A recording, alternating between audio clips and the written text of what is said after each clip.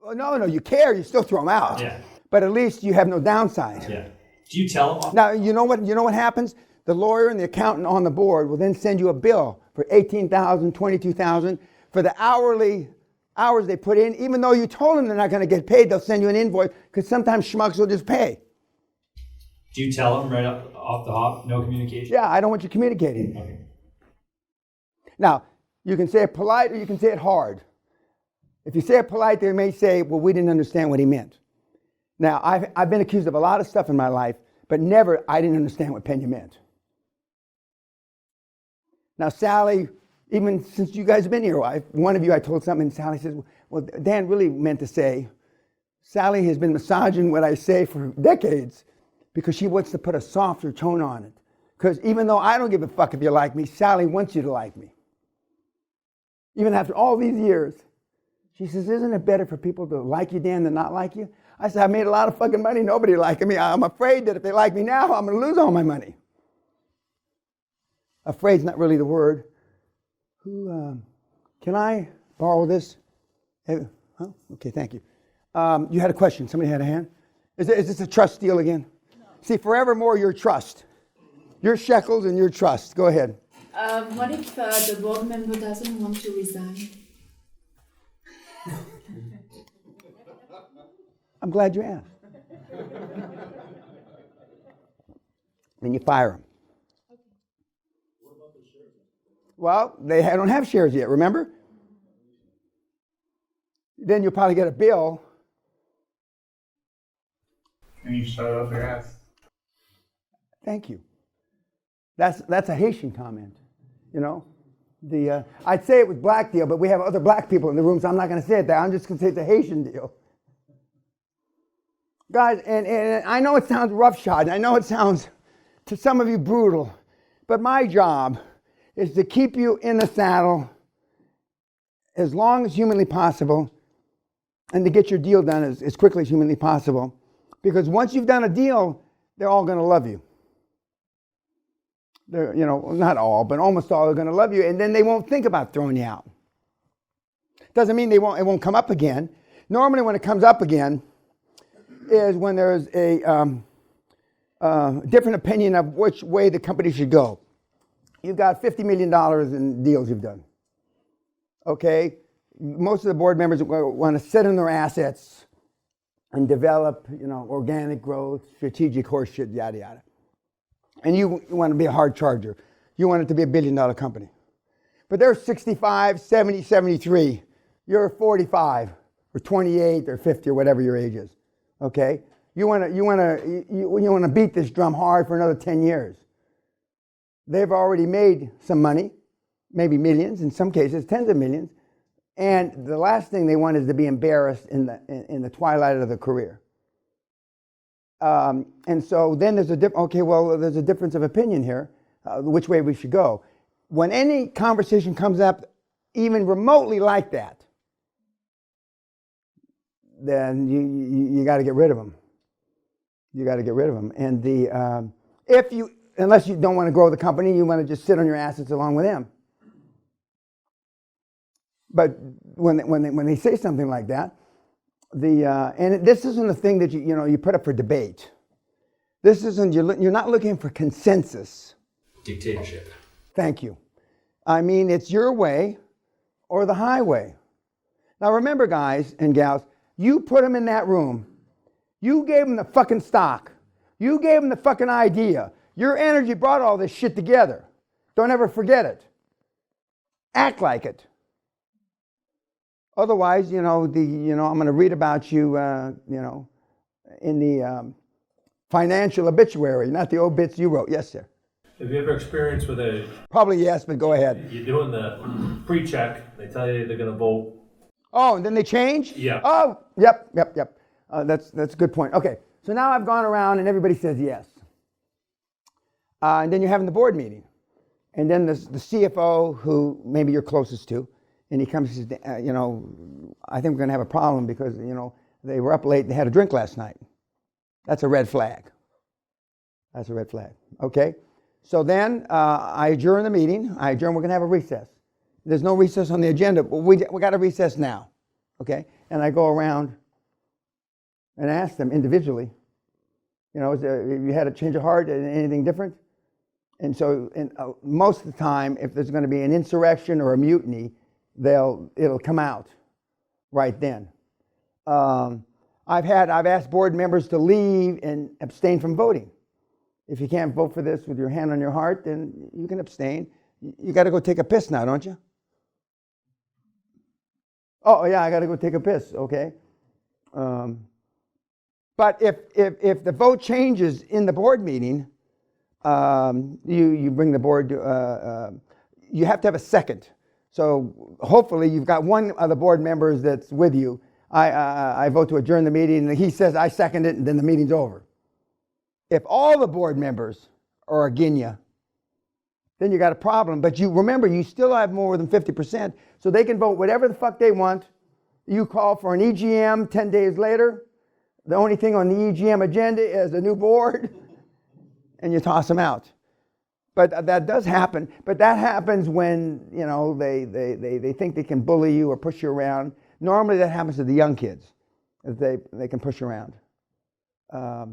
They shouldn't be able to push you around, but this is new territory for almost all of the kids. But I mean, for a 17, 18, 19-year-old, it's really new territory, you know. He wrongfully may look at some of these guys as their older brother, their dad, their grandfather, etc. But the majority of the time, if you follow the steps and you keep people in line until you get the first deals closed, then, I mean, I won't say it's gravy, but it's pretty much gravy. Because they'll leave you to your own devices because they've gotten some money. In my, I don't know if it's an awful thing to say, but it's the truth. Money is the differentiator. It just is.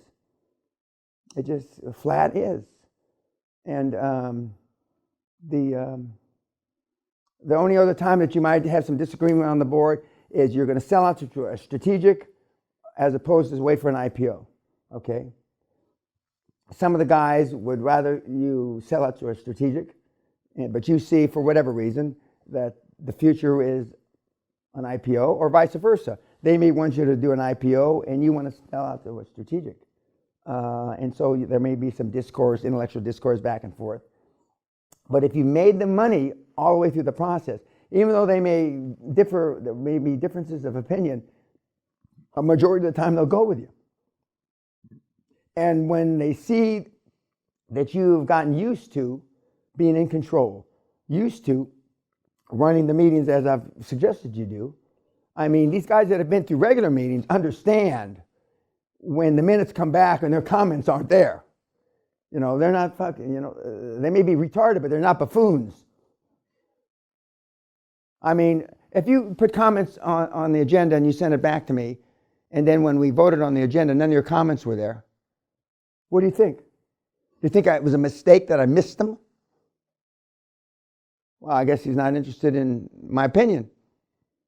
And then normally you don't get any more comments from him. They used to say, rightfully so, when I had 60% of a public company, I had 60% of the voting shares. You know, most of the directors just gave me their proxies, meaning I could vote their shares. That's fine. He didn't hurt my feelings that they gave me their, well, I did. They had 2%, 5%, and I had 60%. I mean, irrespective of what the other shareholders voted, I mean, when I voted 60%, it was fait accompli. I mean, and I did, run the company roughshod. When you're not accountable to anybody, I mean, I was accused of running the company roughshod. But we made a lot of fucking money. Jeezy Weezy, Now, yes, I made most of the money because I had 60%, but the other shareholders all made a lot of money. They didn't make as much money as I did, only because I had owned more shares. If they wanted to buy shares, fine. But it's an easy, it's a simple process. But you saw what happened to Simon. I mean, but those kind of deals that Simon worked on are fun. They are more fun than buying a $1.3 million bedpan deal and then a $2.1 million bedpan. There's no comparison. I mean, they're intellectually challenging. They're even scary. I mean, but you can get your ears chopped off too. Better you do those after you got a few million under your belt in your coffers. But those big deals are fun. There's no question about it. There's no question about it. And especially when there's a real good adversary on the other side. In the beginning, you don't want any good adversaries on the other side. You want mom and pop. Because a well-trained adversarial team, could take you to lunch. Or eat you for lunch, not take you to lunch. Eat you for lunch.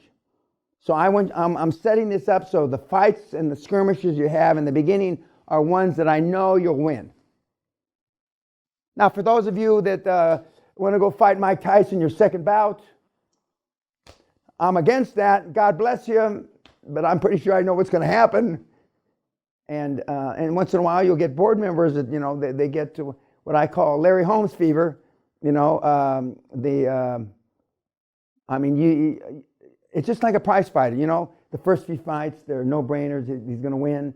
And then you get better and better and better, and then you're a real journeyman boxer, and then you fight somebody for a championship.